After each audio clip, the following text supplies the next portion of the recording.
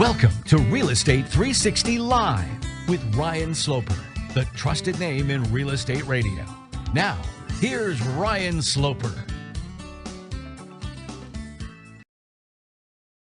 Welcome, everyone, to another edition of Real Estate 360 Live. I'm your host, Ryan Sloper. For those of you not familiar with our podcast, we do a show each and every week which brings you the good, the bad, the ugly with all things real estate. We don't just talk about, whether home prices are going up and down. We talk about the economics behind things and give you a good foundation to understand what's actually taking place in the market, how, economic reports such as the unemployment rate, whether it's CPI or PPI, all those things, how they can affect interest rates, how they can affect home prices, home affordability. We're going to give you the skinny on all these things. And it's a show really to kind of try to break these bigger concepts down on a more elementary level so that, the everyday person can understand. I mean, a lot of what's pushed out there, is hard to understand. It's misconstrued most of the time. And we just really want to give you the real talk here. That's mainly what our show is all about, is about bringing you the information that can arm you to help you make educated decisions. We obviously ran this program as Real Estate 360 on CBS for over 2+ years.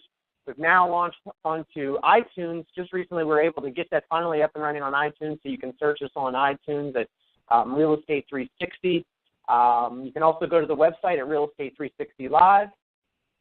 Joining me, as he does every week, is Louis Camerosano, who has his own blog at smoggled.com. That's SMAULGLD.com.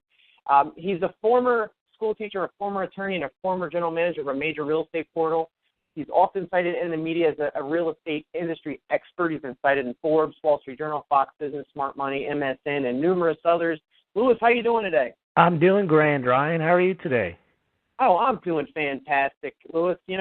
We've had a lot transpired over the last week. We have. So this is gonna be a fun show to kind of dive in, and I guess one of maybe the first places we can start is the census, taking the employment numbers back when the election took place back in 2008. The employment numbers mysteriously dropped down 0.3% from like 8.1 to 7.8, if I remember those numbers correctly. Does that sound about right to you? That is correct. Okay, so they dropped down about 0.3% mysteriously out of the blue when.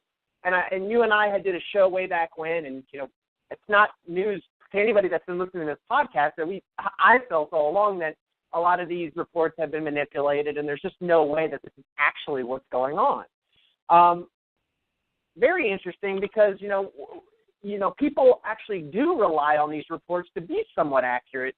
Wall Street, traders, they're the main ones, but that has a direct impact on where interest rates are going. And at that point in time, it probably had a pretty significant impact on the way people voted at that period of time. Sure. Interest rate under 8% was a symbolic number. It looked like the president had started to do his job on getting the unemployment rate down. But now, knowing that this has been going on then, and it was probably done even before then, how can anybody put any stock in any of these damn numbers that they throw out there? To me, they're meaningless at this point. I actually did a video the other day that, I send out daily videos on homes that are for sale in my local area, and I said, you know what, strip all these reports out. You need to really start making decisions just based upon yourself. You can't worry about really what's going on around you that much if you're watching the news and reading online articles and all that, because so much of it is just crap these days. I mean, the simple fact that if the census basically came out and I read a bunch of articles and then they said that they have this very very stringent guidelines that they have to at least get a hold of 9 out of 10 households that are targeted and report back the job status of those. Well, those are random people that are selected there. And then it's 9 out of 10. And then we find out that the way these were done was that if they weren't able to get a hold of the people, that they could just mark it down as the same as it was before. So, I mean, to me, the numbers, the way that they even create these statistics is a joke. I don't put any stock in it. I believe that whatever the number is, I feel like, our real unemployment rate is double, if not pushing into the triple that range of real unemployment. And, as far as, would that have persuaded more people to not vote for Obama? I definitely think so, because, the things that people care most about is their livelihood, right? They care about the job market. They care about having this positive consumer sentiment out there that everybody's getting back to work. And that's exactly what transpired when that came out. It gave everybody, once again, that false sense of hope, right, Louis? Yeah. That's what we always talk about, is giving people the hope that, things are changing. The reality is, guys, nothing has changed. Things are getting worse, but we're given the appearance that they're getting better. And all we have to do is look right to the stock market, where they're climbing to astronomical numbers at this point. It's unbelievable where the Dow's at, and it's only a byproduct of the Federal Reserve. Correct. If this money was not lent out, if there was not this cheap money, this money that they're just printing out of thin air and giving to big banks and hedge funds to reinvest into the stock market, they're not lending it out to people. And we talk about this every single week. They're basically hoarding the money to reinvest and make these ridiculous returns. And you know what? It's not sustainable. Now, has it been going on for the last 5 years? Sure. But all good things come to an end. If you can call this a good thing. Well, you know what? It's a good thing. Good for them. For them, right? It's a good thing for the rich that are getting richer at this point. It's not a good thing for our overall economy. It's not a good thing for the U.S. dollar. And I really like it's very, to me it leaves a bitter taste in my mouth that to think that the BLS can just have these type of reports come out, and it has such a major impact on our overall country. It really is disturbing to me. You know what I mean? Just because Louis, you and I know how much these people put the stock into these reports, right? Wall Street. Yep. And now how much stock basically Wall Street puts into the Fed. They take what they say is the gospel, and that's the end of it. What are your thoughts on that whole issue? And what do you take away from these reports that come out from this point going forward? Okay, so Ryan, I echo everything you said about the data itself being manipulated to try to come up with a number that is acceptable. But it's worse than that. It's actually 3 times worse than that, because you've got 3 factors. One, the data itself can be massaged and manipulated to get to a number that they want. The second is, then what does the Fed say about those numbers? And of course, they will read into numbers hopeful signs.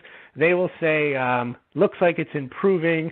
And then, of course, when the Fed says something, that's what the market hangs their every word on. Their actions on every word of the Fed. So now you have a bogus report come out on employment. Then you have the Fed claim it looks like everything is going our way because of the wonderful job we're doing with QE. And then you get a third pile on to wrong data. You get AP and Reuters coming out and just throwing on an interpretation that makes absolutely no sense on top of the numbers. And the one that I always harp upon is how AP and Reuters, and of course then all the news goes to AP and Reuters down to the smaller news outlets, talks about how when there's lower initial jobless claims, somehow that means the employment situation is improving. When you and I have talked about it, it does not mean that the employment situation is improving. It only means fewer people got fired. It doesn't mean more people are getting hired. But yet, just came out yesterday, the headline in Reuters was, initial jobless claims lower, indication that the labor market is, quote, firming. Now, that doesn't mean that. It just means fewer people got fired, and that number is about 330,000 week in and week out. That's a lot of people. And the number of people that got hired is rarely over 200,000 in any given month. So you're losing 330,000 jobs a week, and they claim that somehow that means that the labor market's improving, and they don't point to the labor participation rate. which has been down and is now down to all-time all-time lows. So the labor market is not improving, but yet you start with the falsification of the labor statistic numbers that show something supposedly good. Then the Fed presidents come out and then they hang on it and they say, oh, you see, labor is improving. And then you get the media to do their bidding. And the other thing, this I find even more astonishing, is they can't leave it at that. It seems that Reuters is aware that if you don't believe the labor number, and if somehow the Fed needs ammunition to continue QE, because if labor is improving, now the Fed can say, see, we've done our job, maybe we can taper, they're going to start worrying about inflation. And from the Fed's point of view, if inflation is low, well, that's a disaster. We have to ward off deflation, so we better not taper. So you get caught in that state of seesaw that you and I talk about, where you're kind of trapped, where they may taper, they may not taper, and they can keep pushing off the taper because there's always some data that shows that maybe the economy is not as strong as we thought, unsuspected. It's inflation. It's not high enough yet. So what does Reuters do yesterday? They follow up their article by not only saying that the initial jobless claims look pretty good and indicate a firming market, they throw another article out there, which really why they would include these two together, other than to make the Fed's point. It says, quote, U.S. jobless claims fall, comma, hint at firming labor market. Fine. But then they follow up with it with labor market firming. This is another separate headline, labor market firming, comma, but inflation still benign. Well, the two have nothing to do with each other. Right. But what they're saying is, don't get all excited about that labor number, because if the Fed wants to say we need to continue QE because we haven't hit our inflation target, keep that in mind. So it really is an entire game designed to make you think what they want you to think. Not just that things are getting better, because they don't want you to think things are getting so much better, because then you'd ignore the Fed. They want you to be reliant on what the Fed's decision is as to whether they're going to do QE or not, what their monetary policy is going to be. It's almost like one of the Fed chairs are actually sitting there at Reuters writing their articles for them, right? Just pumping out this stuff. I mean, it doesn't make any sense. And it's like you said, the mainstream media here is just, it's unbelievable, the stuff that they're putting out there. But once again, this is exactly what people read on a daily basis, and it's a brainwashing that's taking place. Oh, clearly. And that's exactly what they want.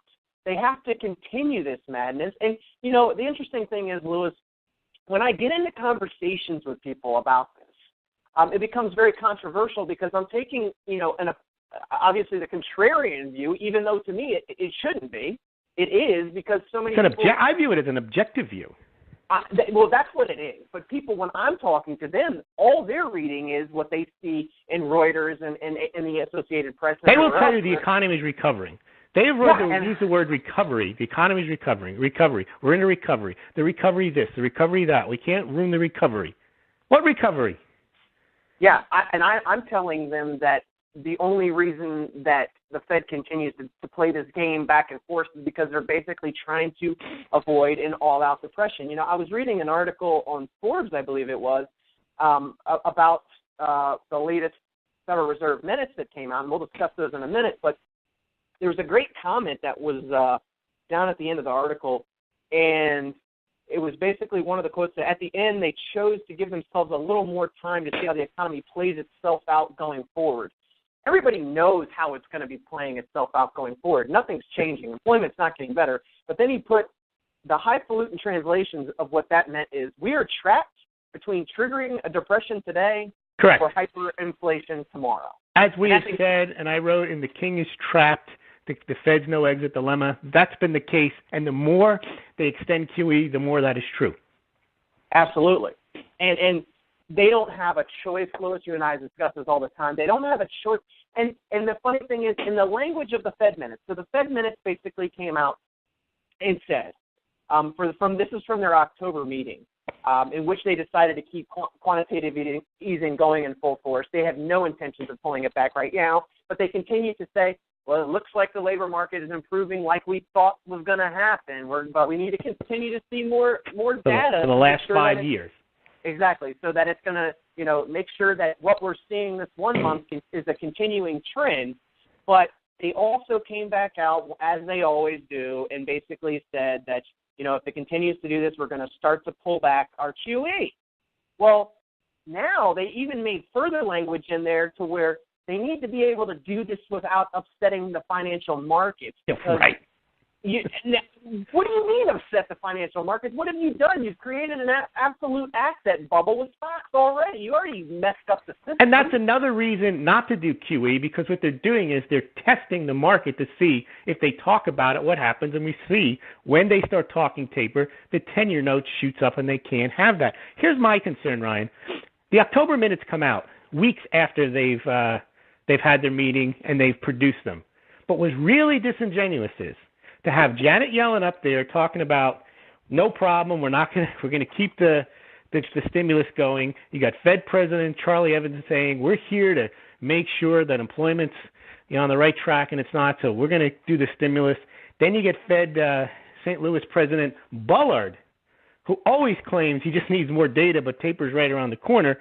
He then says, after the October meeting in early November, what's the hurry? Hey, inflation's low. We can keep the stimulus going.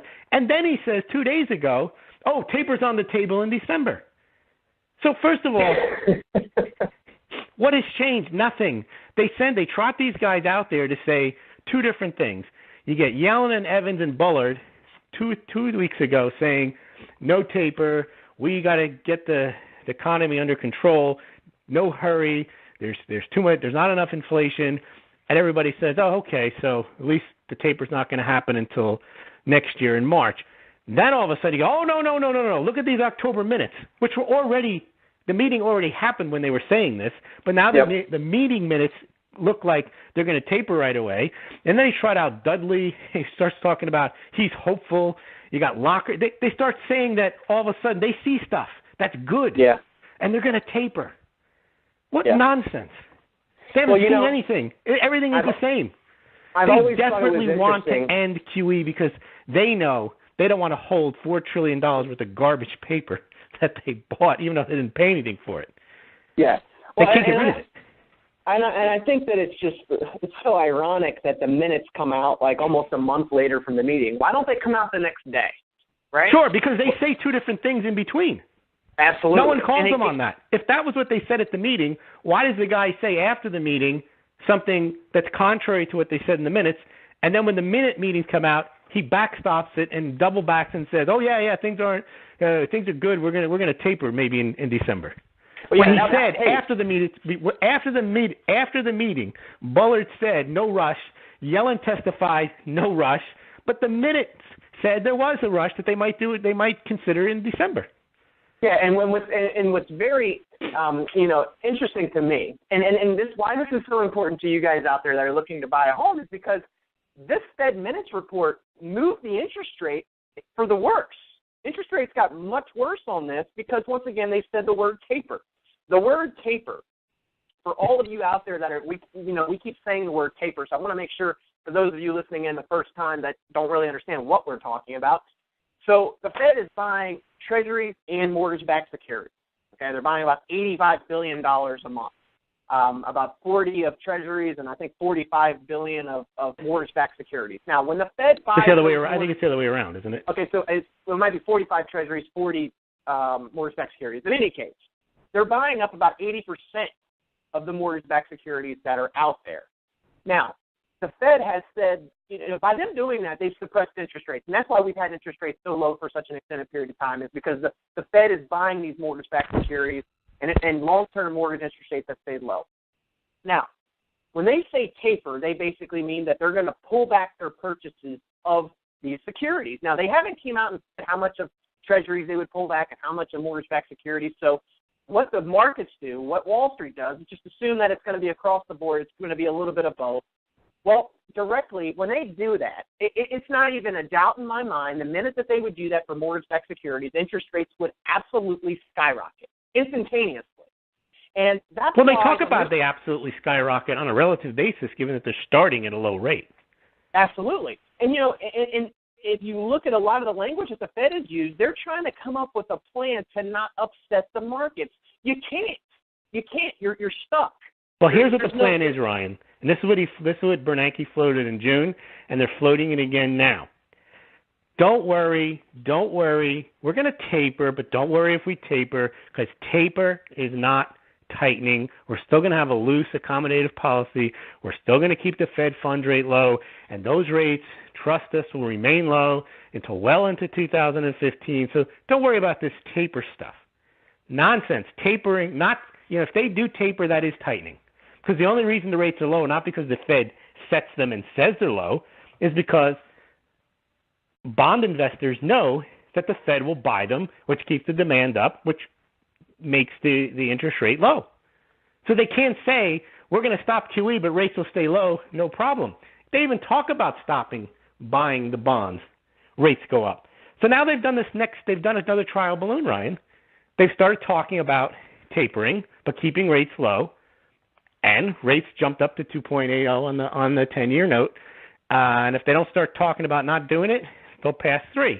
And if you remember the reason, Ryan, in September they claimed they didn't taper, was they talked about tightening financial conditions, which meant interest rates had gone up to 3%, and Bernanke was scratching his head and says, there's no reason why they should have gone up that high. Well, yeah, because you started talking about tapering, and you're doing it again. They're doing that. They're trying to test how can they get out of this. Can they keep the cheap money flowing? Can they keep interest rates low without having to blow $85 billion a month or having to increase it? And the answer is clearly no. They know that, but they think they can kind of keep leaking out these little trial balloons, and hopefully people will say, oh, yeah, everything's fine. You don't have to print money anymore. Interest rates are just going to stay low because you say so. They're losing control of the bond market. Absolutely. But, and the other thing is, within the Fed minutes, and they were floating out there that, that even if when they start to taper, when they start to pull back on some of the easing, that their long-term stance on the federal funds rate is going to stay at its current level of 0 for an extended period of time. Now, if the economy was actually getting better and the jobs were getting better, why wouldn't that rate change as well? Well, I can tell you why. They know that it's not. Yeah, I can tell you why. How can they say they know for 2 years it's not going to be good, so they're going to keep it that way? How come one side and not the other? Yeah, no, but exactly. How come tapering is dependent on data, but leaving the rates there is not? Well, I can tell you why. Because who's to stand to benefit from the federal fund rate? You know. I know. Well, tell her. It's the banks. It's the banks. It's the people that have been benefiting all along. So if you keep the federal fund rate at or near 0, guess what? The government can't pay its debt back as it is. But if that rate were to start to go up, then they'd start to be in trouble. Okay, because they wouldn't be able to pay back their liabilities, and then all of a sudden banks would have to. It would be a little bit of a difference there for banks. Money wouldn't be quite as cheap as it is now. So, no, that can't happen. But guess what? We'll make mortgage rates worse for people because the economy is improving, and we'll keep this charade going on the other side. I mean, it's a complete and utter joke. I just thought of an analogy. I don't know if you play Angry Birds. I'm sure millions of our listeners play Angry Birds. And you can get pretty good at Angry Birds without using all of the boost-up features. Okay? Right. But if you play Angry Birds and you just buy all the boost-up features, you could do really well. If you take those features away and you try to play the game without it, you can't. You just don't attain the same level of what you want, of the way you were playing without those boosted-up features. So they take the QE away. They can't maintain the low interest rates. They can't maintain the illusion of some kind of recovery. They can't keep interest rates low. They can't get this phony housing recovery, price appreciation to continue. They certainly can't keep the stock market at these levels. And now they're trying to say that keeping these rates low and having QE, and even if we don't have QE, we just keep interest rates low, that helps the job market. How? Right. It doesn't. So we are living in an entire farce economy, and it's becoming clearer and clearer, except I do have to say, Ryan, it even impacts me, and I think you're on track. You're immutable to this. You think they're just bluffing and they're never going to taper. I start to listen to them saying, yeah, they really do have to stop this. And they talk about stopping. I start to think, well, maybe they'll try to stop it. I think maybe they'll try. They'll get their clocks cleaned, and they'll reverse it. But I still think they have some credibility, a lot more. They have none with you. They have a modicum of a very small amount with me, and they get tremendous credibility with everybody else. So people are thinking, oh, maybe they're going to pull the trigger on the taper, and they'll just keep rates low. And so what's the worry? The only way that they would ever gain credibility with me is for them to make a decision to actually do something, but they won't. They won't. No, they'll have these talks back and forth, and exactly, it's lip service. It's this exactly Hamlet kind of dialogue with themselves. Years. Yeah, for 5 years we've had lip service. We've had false economic reports. We had reports that are meaningless. Reports, that show us that our overall economy is improving when it's not. It's a cover for them to do what they want to do, which is print money. And now that they don't want to print money, they realize, wait a minute, we don't have a way out of this. We have to print money. Yeah, and the only way out of it, because they've already basically essentially started printing this money, is for them to start setting preconditions for these banks to have to lend it out to people. But they won't do that because guess what? Inflation would kick in. And that's why you don't really have consumer price inflation to the levels of that money hasn't been unlocked. And they know that. And it's basically, so if you just keep letting the big banks hoard the money, reinvest it, pump up the stock market, everybody feels happy-go-lucky that they don't really have to do anything. And then they'll just keep talking back and forth. It's a yo-yo. It's just a yo-yo effect. It's back and forth, back and forth, back and forth. And at the end of the day, what really is going to hurt at the end of the day is the U.S. dollar. And it's just a matter of time. Now, so many of you guys are out there like, okay, you guys are, this is all kind of doom and gloom, and I'm not trying to paint that type of picture. It's just kind of the objective view here of what's going on, and the long-term view is not very bright. Okay, but how can you take advantage of this? I'm telling you guys today that whatever you can possibly do, try to get yourself. If you can buy an investment property, buy one. If you can buy a primary residence at these interest rates, then do it. Take full advantage if you're able to, because I promise you, when this stuff hits the fan at some point, we're not going to see interest rates nowhere near the levels that they're at today. Okay? Now, could this go on? Could this charade go on for another 2, 3, 4, 5 years? Well, I was convinced before that it couldn't happen, but at this point in time, I think that it can. Okay? I know that it's not happening on Obama's time. I've been quoted on the record saying that how many times, Louis? It's not happening while he's in office. So that's going to buy us at least another, almost 2 years, okay? But after Ryan, that, you might want to rethink that. You may want to rethink that because Obama is now on the skids and he doesn't have the political capital, perhaps, to push his agenda where they may want his presidency to collapse because of an economic collapse. Well, potentially, and let him take the fall for it, and along with Obamacare and everything else. Potentially. Yep. I mean, they can just finally throw him under the bus and say, look, you're incompetent, you didn't know how to run a website, and you certainly don't know how to run an economy, and they go ahead and they give up the game and they stop with the QE, and they allow the economy to collapse. And they have some other plan for special drawing rights if there's dollar problems. Who knows? But, Louis, let me ask you a question. Every time something like this comes up, what comes out of left field? Something else. Right? Oh, of course. There's always an excuse to taper. There's always an excuse not to taper. But I think, Ryan, I'm getting to the point where I'm seeing – I don't think that they're saying that they want to taper QE because they think the economy is getting better. They are starting to say publicly, not just one or two of them, the hawks, they're all starting to say – this can't go on forever. They are nervous, and they do want to stop the QE. I think they want to stop the QE. They want to keep the easy money going. They're trying to figure out a way how to stop the QE, and they haven't figured it out yet. And well, you know what? I can kind of tell you what I think what I think will happen. I think what they're going to have to do, and there's already been kind of a rumbling. I don't know if you heard about an investment firm that was willing to come in and buy like 10% of Fannie Mae. Okay, a private investment firm. So if they can somehow tie back into the private sector, into these banks, for them to start buying all the mortgage-backed securities instead of the Fed buying all the mortgage-backed securities and treasuries, then they can start to have an exit strategy as long as they have a buyer on the other side, right? What's going to happen with the student loans? They're going to start monetizing those and they go bad? It wouldn't surprise me. Once they think they've got one bubble, one point of flood in the dike plugged, and that student loan thing they're all in delinquent worse than they were worse than the housing subprime mortgages were.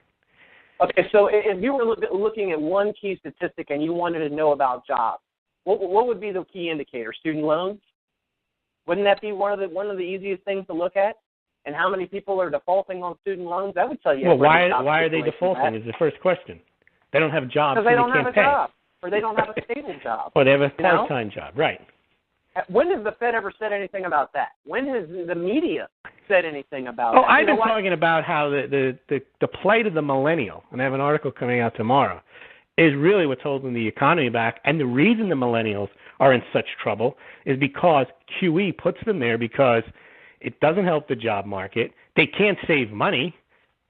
And so QE saving is discouraged. And because of QE, we don't have these huge failures where the pieces can be picked up and the assets can be then reallocated to people who may be able to do better with them. And oftentimes that could be a young entrepreneur, or if it's not a young entrepreneur, somebody else who picks up the pieces and then makes better decisions and can hire people to do better with the assets that have gone under. So when you liquidate malinvestment, those good things happen, the creative destruction concept. But when you have QE, all you do is you keep the established people, many of them losers, economic losers, in place. So then there's no way for the young people to get into those positions. There's no way for them to save. And then they've got student loan debt, and now they're being asked to pay for Obamacare so the older people can have better health care. So QE has totally screwed the millennials out of any economic opportunity. Yeah, I agree. Where's their bailout? I mean, who's going to pay for and there will be a bailout. Or maybe there won't be. Maybe they'll say, just like they did with Lehman, we'd like to help Lehman, but we just don't have the tools.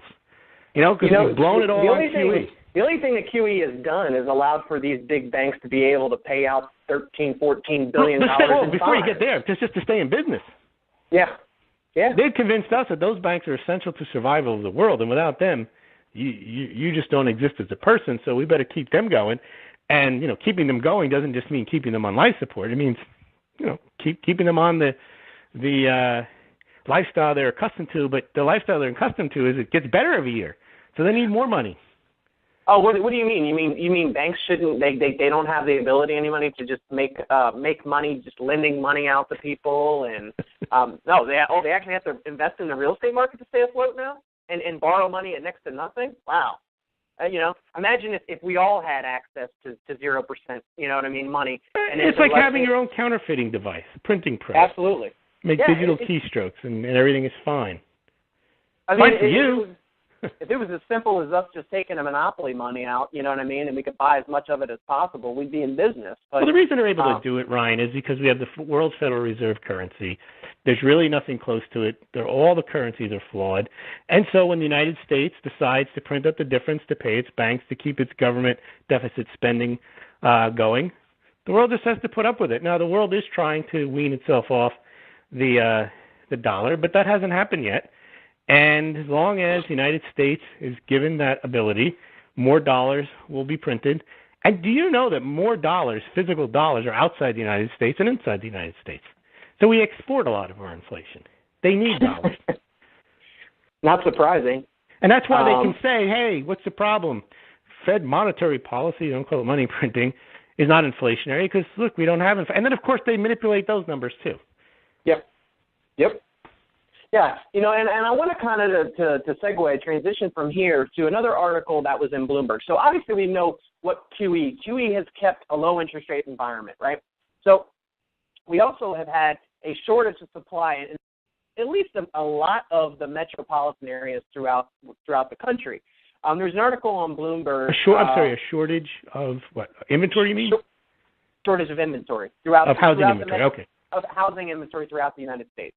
And specifically in metropolitan areas, there's really been a big shortage of housing there, right? So there's an article that says that Americans recover home equity at record paces.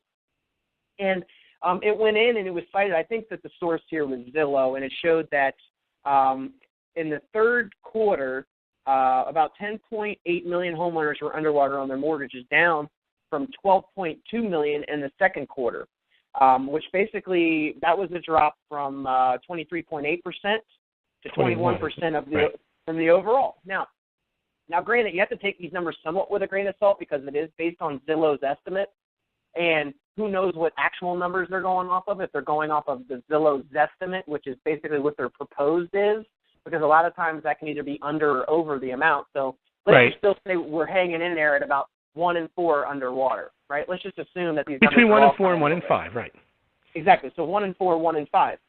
But I went in and dove further. Which, by the way, Ryan, that's enormous. It's ridiculous. I mean, it's right up there still with where we're headed with student loans and everything else. Yeah, and the reason they want to get them higher is to pay back, to bail out those people who bought the homes, which is another thing that millennials get screwed on, is because if those houses stay low, maybe they have a shot at buying them, even if they don't have a job and they're not able to save money. But if you can't save money, don't have a job, and prices are too high, you're priced out of the market. And yet the policy is to try to get these home prices higher. Absolutely. So, this article went in to basically say that, hey, now that we've gotten people having more equity in their houses, they're going to be selling soon, so that should solve the problem of a shortage of inventory. But what the article didn't address is that a lot of the reason that a lot of these metropolitan areas do have a shortage of inventory is because of the amount of cash buyers and investors and institutional buyers that have been buying a lot of real estate over the last year, right, or 2 or 3 or 4. Right. So it's not like we have – I mean, I think it's BlackRock owns about 40,000 properties on their own, that hedge fund, right? 40,000 properties. American Homes for Rent owns 20 plus. There's a few others that own in the tens of thousands too. So there's about 200,000 homes probably in relatively large institutional investors' hands. Right. So now we've got, essentially – which is a drop in the bucket of the overall housing, but it's concentrated in certain metro areas. Yeah, but now if we break these stats down again and we say, okay, well, let's say 25% of the people are still underwater, they can't sell their house, right? And then we say, let's say 25 or 30% of all transactions that are taking place today are cash buyers for investors. So now we've eaten up almost like 50% of the market, right? So let's say that there's 50% of the market that are actually just regular sales, okay? Well, that's not a normal market. A normal market is when a much smaller subset is an 10%. investor. Yeah, is an investor institutional buying. We would have a very a much smaller number of people that are underwater. We wouldn't have these ridiculous, year over year increases in home equity. This same article, Lewis, they basically said that there was a 10+% in 2013. She called for like an 8.6 return for 2014. No. If that happens, if you get a 10-point spread one year and an 8% spread the next year, the only way that could actually happen is if interest rates were to come back down. And the investors were willing to pay those prices because the average mom and pop who makes up the rest of the market can't afford increases in prices of homes when either don't have jobs or their wage increases are not increasing anywhere near that. So it doesn't matter how low interest rates are. At some point, people can't pay. Oh, absolutely. And I mean, I just, I think that once again, everybody's thinking, okay, great, we're on board. The Fed basically says, hey, we're going to taper here in the future. So that now means, hey, I got to jump into the housing market because it looks like interest rates are going up. And this is actually a daily discussion that I've had with many of my clients over the last couple of weeks. Is they're like, well, hey, did you hear what the Fed said? And I said, well, hey, have you been listening to my podcast lately? Because I've been talking about this for years at this point. Which is a great service that you're providing, Ryan, because they don't have to believe everything we're saying, but we're giving them far more information from which to make a decision on what they might do. Well, and Lewis, we're telling them whether they like what I'm giving them, whether they like what I'm saying. It doesn't really matter. But you know what? I'm at least breaking down what the media is putting out there and at least giving them the other perspective, whether they want to believe it or not, right? And nobody out there really, whether real estate agents, mortgage professionals, it's always a rah thing, like, buy now.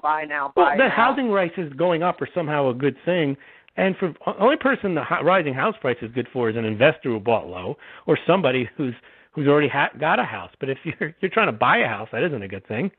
Yeah, and how many people out there are actually in a situation where that's what they're doing is buying and flipping houses? I mean, I'm doing that, right? And see, this is the other thing. I look at things from the perspective of, look, I have a real estate license here, right? I manage a mortgage company. I do buy and flip houses. So, you know what? I'm not just saying this stuff. I'm actually living and breathing this stuff. Right. You know what I mean? I see how it affects things. And when I'm constantly watching the market, and I'm even watching now where investors are bidding properties up to, I'm looking at the stock market, all the signs that I'm getting just don't seem right to me right now.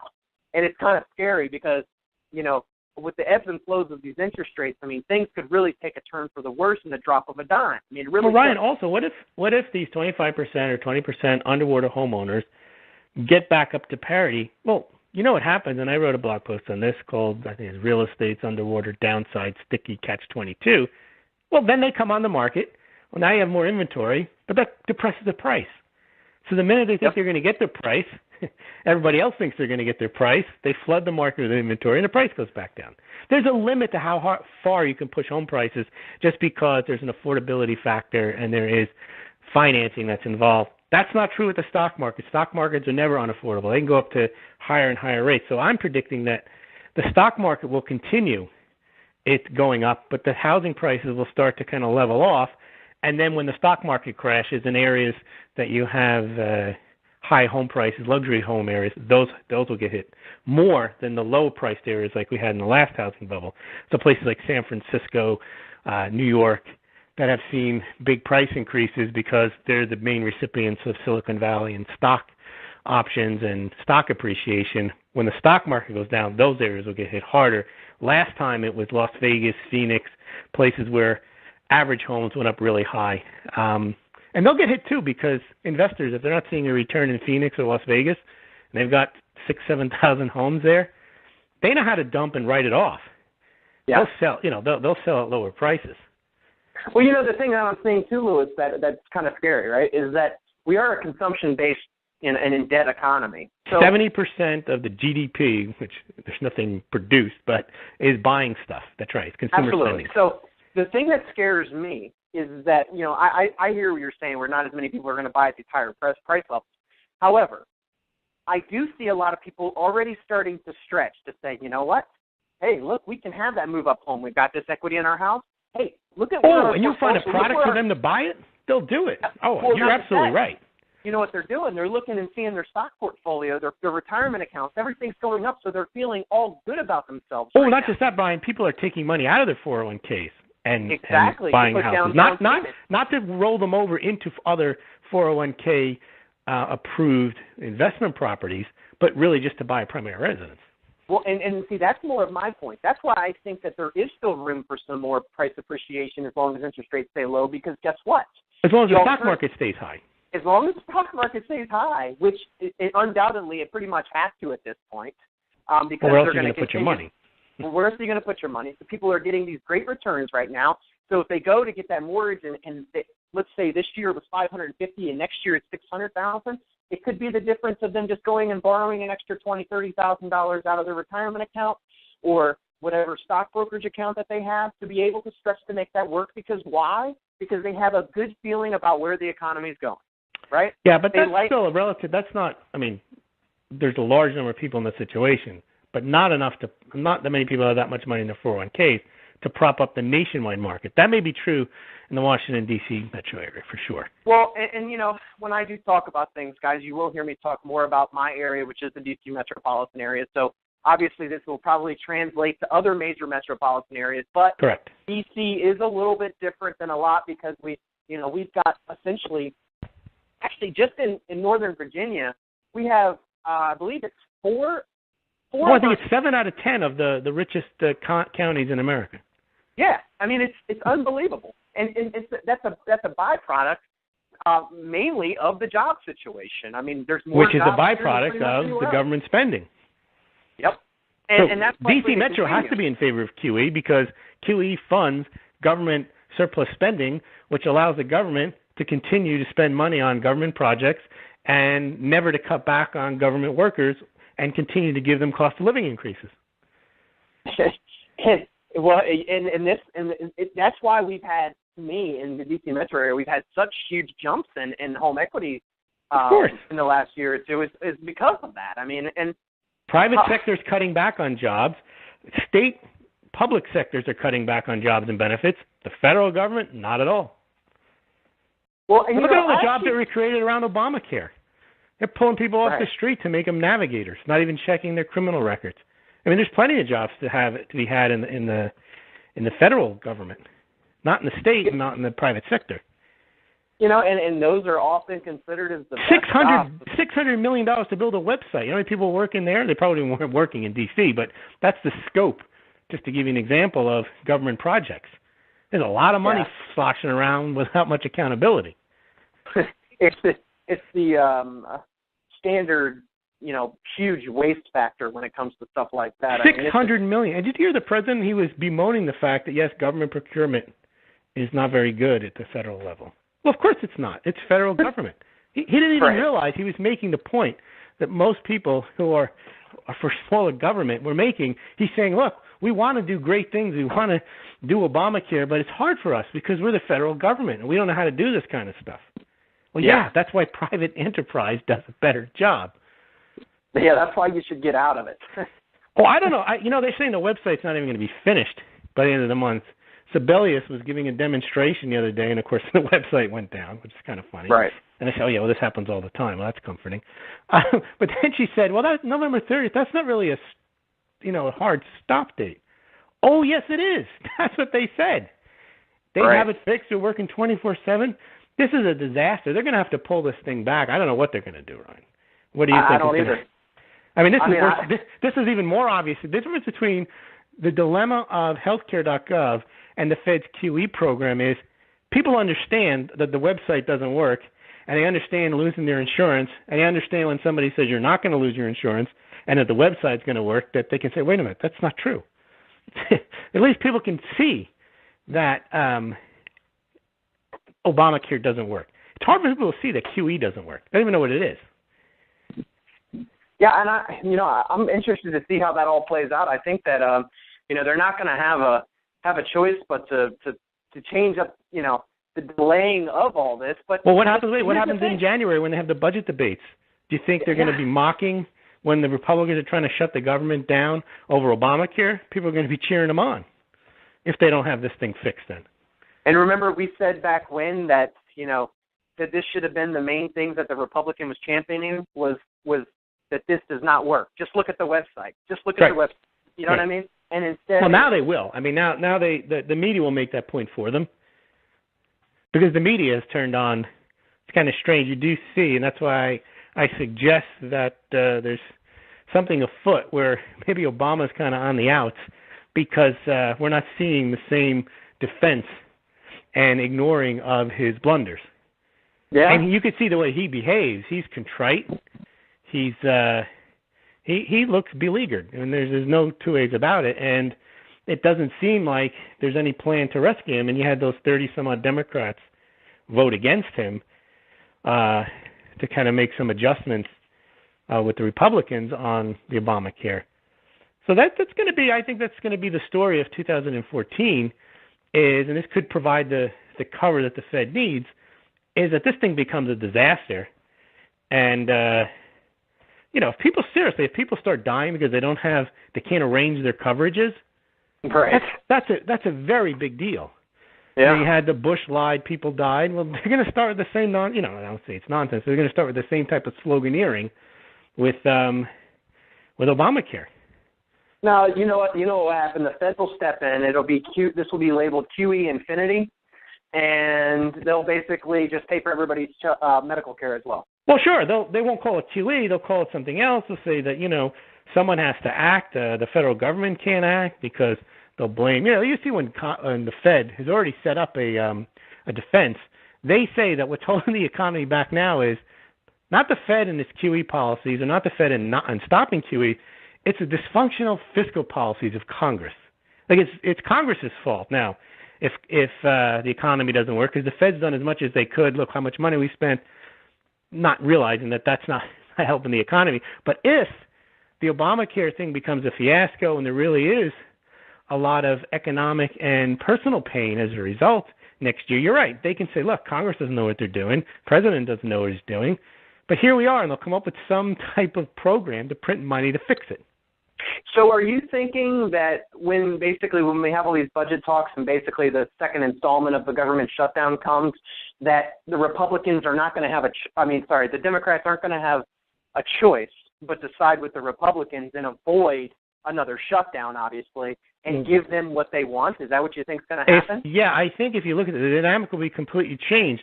The perception that was played out was that the Republicans were being sore losers, the law of the land, Obamacare passed. Somehow Republicans, which is not true, were forced to fund it, but they were being babies and they weren't going to fund it. They were threatening to shut the government down. And look at the pain that caused. The Lincoln Memorial was shut. The Washington Monument was shut. What a horror show the Republicans caused. Well, now people are starting to see, whether you're Republican, Democrat, Independent, Obamacare is causing a lot more trouble than your trip to Yosemite State Park, Yosemite National Park. And the Republicans will be able to kind of dig their heels in and say, no, look, this is what happens when you just allow the federal government to have money to spend with no accountability.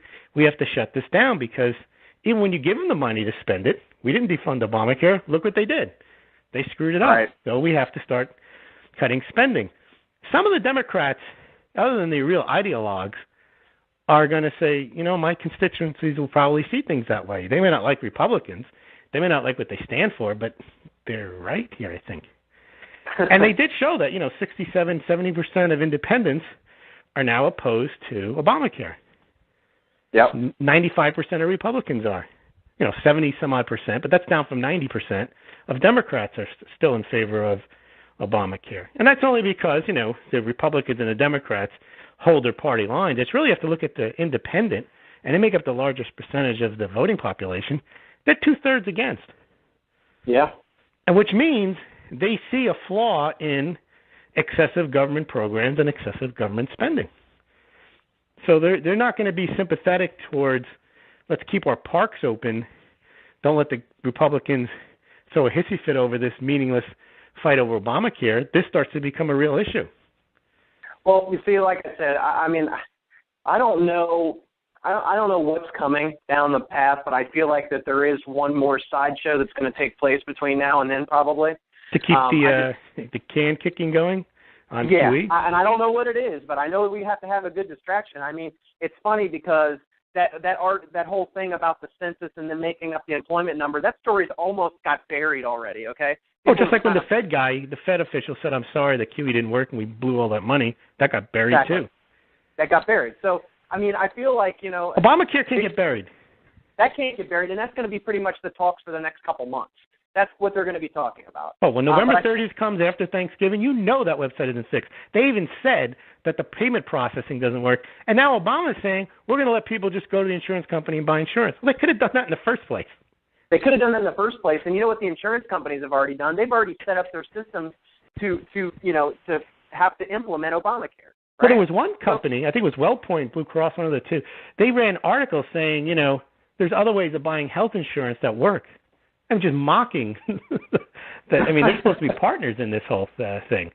They're coming right out and saying, it's so bad. It's when you have Jay Leno and Jon Stewart and all these, making it a butt of jokes. It's very hard to be an ideologue and say, well, it's a good thing, pre-existing condition. They could have covered any reason people like Obamacare could have been handled without building a website, collecting personal information, and a 2,200-page law that no one read. Yeah, well, when you have George Bush laughing at Jay Leno's joke, which was a direct jab at Obamacare and Obama, it's gotten to an all-time low. You know what I mean? Sure, because it really has. Bush was a lame duck right after Katrina for the next 3 years, and that's what's going to happen to Obama. But the difference is, I think, Bush didn't try to push any adjustment. When did he do Medicare D? Do you remember? Did he do? I think he did it earlier. I think he did it before he got reelected, right? I think he did. Yeah, I think he did it before. Yeah, then. I think Bush just basically realized, okay, well, they don't like me anymore, and 9/11 doesn't, and he just didn't do anything. And it'll be interesting to see whether Obama tries to push some of his agenda, where he doesn't have the political capital right now, and he hasn't done anything to regain that. What he's going to do? Yeah, he's lost all the leverage. That's for sure. It'll be interesting to see what takes place over the next couple of weeks. But we're coming up on the end of the show. But before we get to the end of the show, I did want to give you this week's credit tip of the week. We try to bring this to you each and every week. This is brought to you by the Credit Pros, who I recommend to use for credit repair, legal credit repair. So as we know that, the winter has been fast approaching and home buyers have been trying to beat the winter freeze, they've been trying to get out there and snatch up homes. And a lot of people have, and maybe you out there, that have what's known as a thin credit file, or basically you have no credit at all.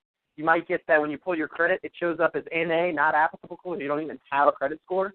Well, one of the things that the Credit Pros recommend, it's an extremely effective way, and it adds a positive credit on your credit report, is to have, you or whoever else is going on the loan get added on as an authorized user to maybe a loved one's card.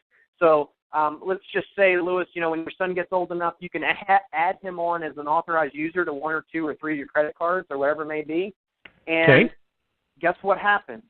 That next month when it gets re-reported, he gets all your past history showing up on his credit report as if it's his. Okay? Which, assuming yours is good, or then that's a good thing. Assuming yours is good, which is why the Credit Pros say make sure that it's a loved one's card that hopefully is financially responsible, right? You don't just go out and just add somebody on to somebody that's not financially responsible if they're not keeping their balances to like 30% of their high credit limits, or they're paying late and not on time, right? Well, let's just say, Louis, that your credit profile is like 800 credit scores. You're keeping your proportions of balances to high credit limits in the range that they're supposed to. You pay your bills on time, and you want your son to be set up for success. So when he gets out of school or whatever he chooses to do, he's got a decent credit profile. That's the way to do it. And can you go through for our listeners how you actually set that up? Is it just all you have to do is a simple call to your credit company. You say, hey, I'd like to add my son, daughter, whoever it may be, to my card as an authorized user. They'll basically get their information, their social and everything. They'll send out a card. Now, here's the best part. Like, let's say you don't want that person to be able to use the card. You can still set them up as an authorized user. You don't ever have to give them the card. Wow. So, because they don't know who made the purchases. They just see the activity on the card, on the purchases and the payments, correct? Well, actually, there would be, it's on the same account, but there would be 2 different accounts, almost like a sub-account. You know what I mean? So my dad actually did this for me when I was in college. Like, he had an American Express card that he added me as an authorized user. He gave me my card, and right. I used it. I was allowed to use $100 a month, and it would show up on his account statement for the charges that I had, right? Oh, so they do bifurcate them. Exactly, but he didn't have to give me the card. And my thing is, if you're worried about that person spending money on that card, don't even give them the card. But you can give them access to a clean credit profile if you have one. So even if there's no activity by your son on a bifurcated account, they will still give him the benefit of your good payment record? Absolutely. That's a great tip. Great tip, and that's a way to, not only get a credit profile, but to enhance a credit profile. So keep that in mind, guys. And, if you're in a situation that you need to talk to somebody, I'd be glad to link you up with the Credit Pros. So, they can break it down in great detail and make sure you're set up properly. Louis, great show again today. I want to thank you for coming on. Thanks, Ryan. If anybody wants to check out what Lewis's latest blog, I think you're coming out with a post tomorrow, you said? Yeah, on the millennials in QE. Okay, well, you guys can go to smoggle.com. That's SMAULGLD.com. Louis, I appreciate your time as always. Thanks, Ryan. Thanks, guys. We'll be back again next week. If you have any questions in the meantime, check us out at realestate360live.com. Take care.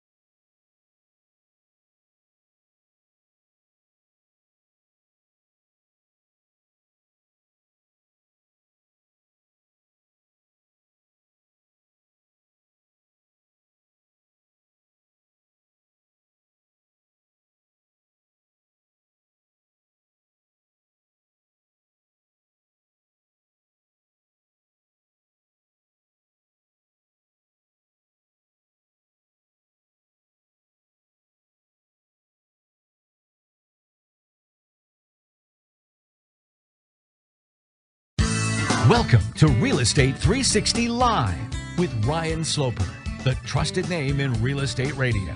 Now, here's Ryan Sloper.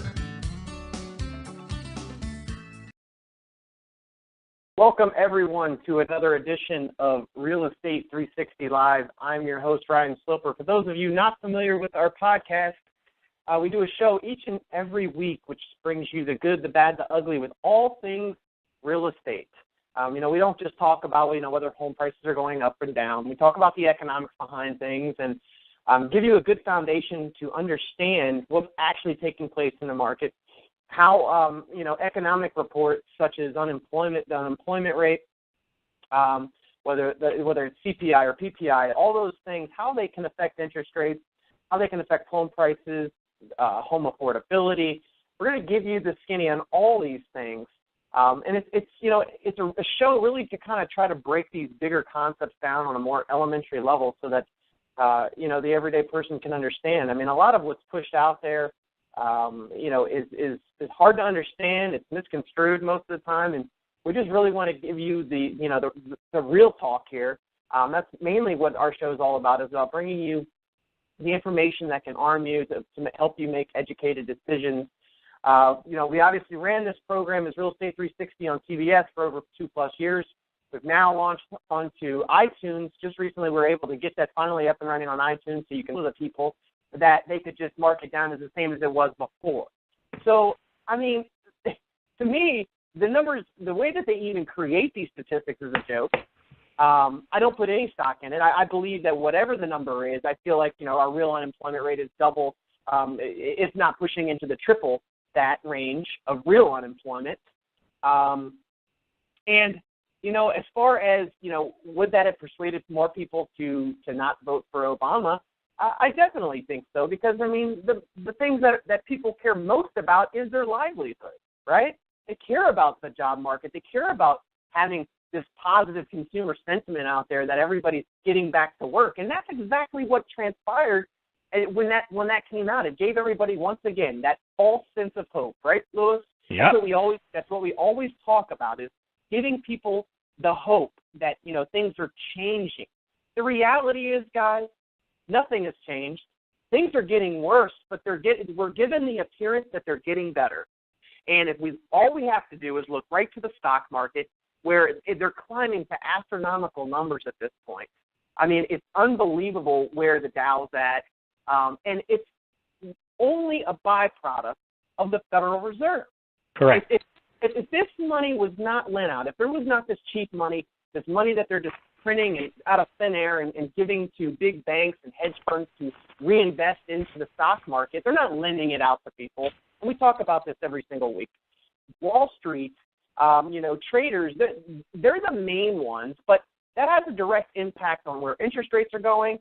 And at that point in time, it probably had a pretty significant impact on the way people voted at that period of time. Sure. Interest rate under 8% was a symbolic number. It looked like the president had started to do his job on getting the unemployment rate down. But now, knowing that this has been going on then, and it was probably done even before then, how can anybody put any stock in any of these damn numbers that they throw out there? To me, they're meaningless at this point. I actually did a video the other day that, I send out daily videos on homes that are for sale in my local area, and I said, you know what, strip all these reports out.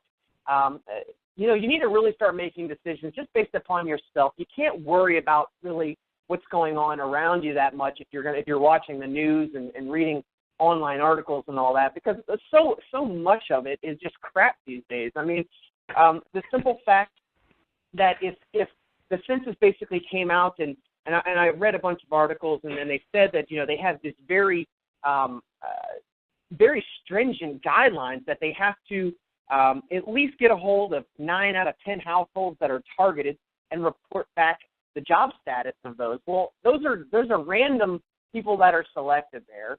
And then it's 9 out of 10. And then we find out that the way these were done was that if they weren't able to get a hold, they're basically hoarding the money to reinvest and make these ridiculous returns. And you know what? It's not sustainable. Now, has it been going on for the last 5 years? Sure, but all good things come to an end. If you can call this a good thing. Well, you know what? It's a good thing. Good for them. For them, right? It's a good thing for the rich that are getting richer at this point. It's not a good thing for our overall economy. It's not a good thing for the U.S. dollar. And you know, I really like it's very, to me it leaves a bitter taste in my mouth that, you know, to think that the BLS can just have these type of reports come out, and it has such a major impact on our overall country. I mean, it really is disturbing to me. You know what I mean? Just because Louis, you and I know how much these people put the stock into these reports, right? Wall Street, Yep. and now how much stock basically Wall Street puts into the Fed. I mean, they take what they say is the gospel, and that's the end of it. What are your thoughts on that whole issue? And you know, what do you take away from these reports that come out from this point going forward? Okay, so Ryan, I echo everything you said about the data itself being manipulated to try to come up with a number that is acceptable. But it's worse than that. It's actually 3 times worse than that, because search us on iTunes at Real Estate 360. You can also go to the website at Real Estate 360 Live. Joining me, as he does every week, is Louis Camerasano, who has his own blog at smoggled.com. That's SMAULGLD.com. He's a former school teacher, a former attorney, and a former general manager of a major real estate portal. He's often cited in the media as a real estate industry expert. He's been cited in Forbes, Wall Street Journal, Fox Business, Smart Money, MSN, and numerous others. Louis, how you doing today? I'm doing grand, Ryan. How are you today? Oh, I'm doing fantastic, Louis. You know, we've had a lot transpired over the last week. We have. So this is gonna be a fun show to kind of dive in, and I guess one of maybe the first places we can start is the census, taking the employment numbers back when the election took place back in 2008. The employment numbers mysteriously dropped down 0.3% from like 8.1 to 7.8, if I remember those numbers correctly. Does that sound about right to you? That is correct. Okay, so they dropped down about 0.3% mysteriously out of the blue. And you and I did a show way back when, and you know, it's not news to anybody that's been listening to this podcast that I felt all along that a lot of these reports have been manipulated, and there's just no way that this is actually what's going on. Very interesting, because you know people actually do rely on these reports to be somewhat accurate.